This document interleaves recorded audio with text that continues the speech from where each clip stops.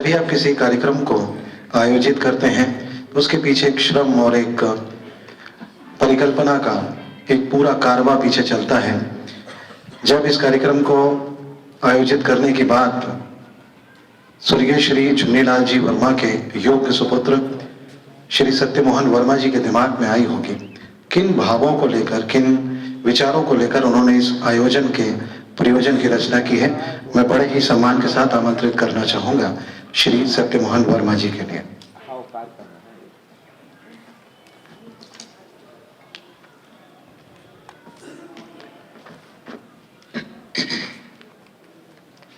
आज के इस कार्यक्रम के अध्यक्ष परमात्मीय श्री जयंत कुमार जी मलैया, बुंदेलखंड परिक्षेत्र के साहित्य पुरोधा डॉक्टर श्याम सुंदर जी दुबे, पत्रकार जगत के उभरते हुए तारे श्री दीपक तिवारी जी, न्यायपालिका और साहित्य का संगम अपने हृदय में ले हुए श्री तारकेश्वर सिंह जी, दमोह नगर की प्रथम नागरिक श्रीमती मालती त्रिपाठी जी और इस सभागृह में उपस्थित समस्त आदरणीय देवी और सज्जनों। सन 1956 में मेरे पिताजी की प्रथम पुस्तक भरत दर्शन प्रकाशित हुई थी। राष्ट्रकवि मैथिली शरण जी गुप्त ने अपने आमुख में लिखा था उस पुस्तक में कि भरत पर लेखनी चलाकर वर्मा जी ने अपनी लेखनी का सर्वोत्तम उपयोग किया है। लेकिन मेरे पिताश्री ने अपने प्रस्तावना में एक बहुत मार्मिक बात लिखी थी कि मैंने जिंदगी के क्षेत्र में न जाने कितने नाटक खेले हैं, लेकिन कभी भी साहित्यकार होने का दावा नहीं किया। केवल एक क्षणिक आवेग मेरे मन में समय आया जब मैं नवदुर्गा के समय रामायण का पाठ कर रहा था कि क्यों ना उस चरित्र को लोगों के सामने प्रस्तुत करूं जिस चरित्र ने वस्तुतः मर्यादा पुरुषोत्तम राम को हमारे सामने प्रस्तुत किया है, और वह चरित्र था भरत का। और उन्होंने भरत दर्शन की रचना की। उसके बाद वे निरंतर साहित्य में कुछ ना कुछ लिखते रहे। मानवाश्रम नाटक लिखा, कविताएं लिखी, और फिर उनके मन में एक कौतूहल जागा कि एक लीला पुरुष जो धर्म और संस्कृति की पताका फहराता हुआ इस संसार के सामने आता है और लीला भूमि से युद्ध भूमि के अंतराल के बीच अपनी सारी गतिविधियां केंद्रित करता है, उस पर क्यों ना लिखा जाए। और उन्होंने कृष्ण के बारे में लिखना शुरू किया। लीला भूमि और युद्ध भूमि के अंतराल के बीच के इस कालखंड के बारे में मैं एक छोटा सा उद्धरण पेश करना चाहूंगा। डॉक्टर धनवीर भारती, उन्होंने कनुप्रिया नाम का एक छोटा सा खंड काव्य लिखा है, और उस खंड काव्य में राधा जनमानस से प्रश्न करती है कि लीला भूमि से युद्ध भूमि के अंतराल के बीच क्या मैं केवल एक सेतु थी जिस पर पग रखकर इतिहास को मैं मेरी बाहों से ले गया। यह एक बहुत विकट प्रश्न था, और इसी प्रश्न के इर्द गिर्द कृष्ण का सारा चरित्र रचा जाता है। हमारे सांस्कृतिक धरोहर में विद्वान लोग बैठे हुए हैं, वे इस बात की गवाही देंगे कि जो चरित्र कृष्ण के रूप में हमारे समाज में उपस्थित होता है वैसा अनूठा चरित्र और कोई दूसरा नहीं है। पिताश्री ने लिखा और लिखकर रख दिया। अनायास 3 दिन की बीमारी के पश्चात 1980 में उनका स्वर्गवास हो गया। जीवन की आपाधापी में हम लोग लगे रहे, कभी इस स्थान से, कभी उस स्थान से, कभी इस शिक्षा के क्षेत्र से, कभी उस शिक्षा के क्षेत्र से, न जाने कितनी गतिविधियों में संलग्न होते हुए मन से यह बात निकल ही गई कि ऐसी कोई बात कृष्ण के रूप में, कृष्ण के चरित्र के रूप में चित्रांकित करते हुए पिताश्री ने कोई पुस्तक लिखी थी। जब मैं सेवानिवृत्त हुआ 1993 में, तो मुझे एकदम से याद आया कि ऐसी कोई किताब पिताजी लिखा करते थे।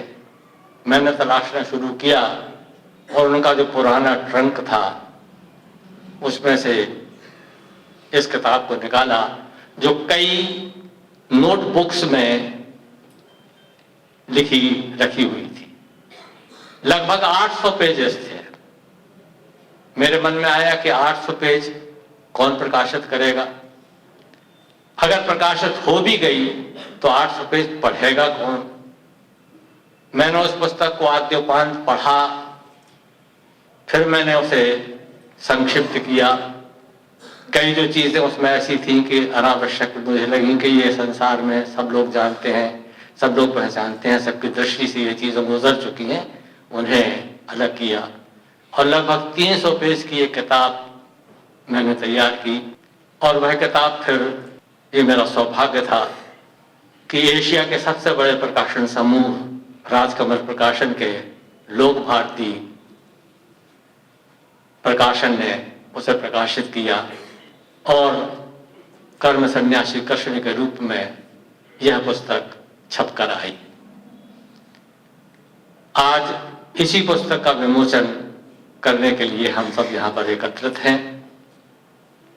मैं एक बात आपसे जरूर कहना चाहूंगा कि इस पुस्तक में कृष्ण का वह रूप जिसे कि हम और आप जानते हैं वह कम है।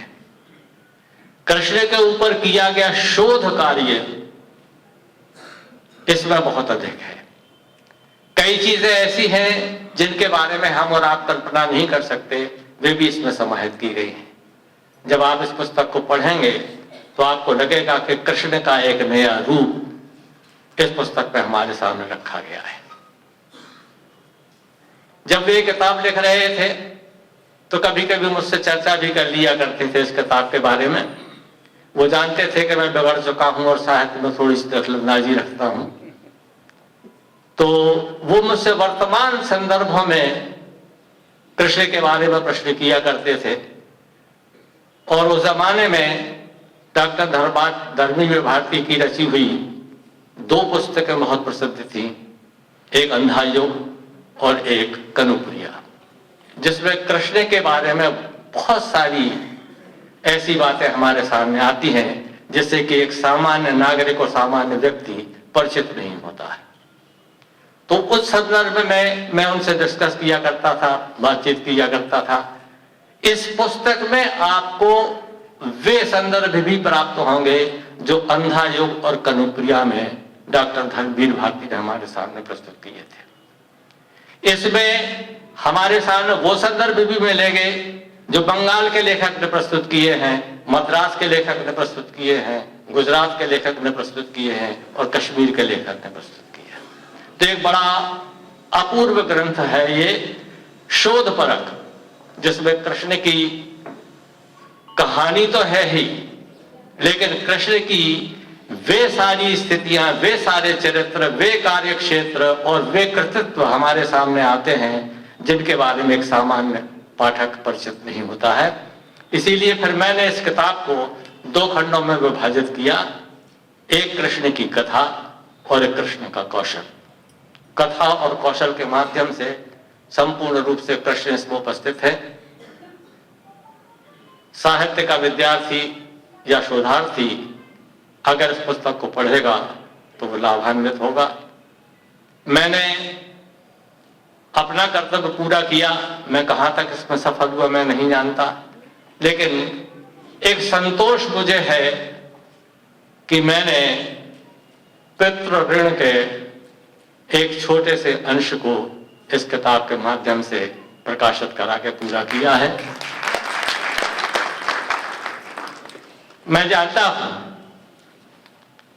कि मेरा ये किया गया कार्य कोई बहुत बड़ा कार्य नहीं है, मैं इसके लायक भी नहीं था, लेकिन जहां मेरे पिता के चरण पड़ते थे वहां मेरा सिर पड़ता था। और अब ये किताब आपके सामने है, आज के माननीय अतिथि इसका विमोचन करेंगे, इसके बारे में अपने विचार प्रस्तुत करेंगे और आप लोगों से निवेदन है कि आप लोग इसमें से जो भी अच्छा लगे उसे ग्रहण कर दीजिएगा और जो भी बुरा लगे उसे मेरे हिस्से में छोड़ दीजिएगा। मैं इन्हीं शब्दों के साथ आप सबसे विदा लेता हूं और मान्य अतिथियों से प्रार्थना करता हूं कि वे अपने कर्तव्य का निर्वहन करें। धन्यवाद।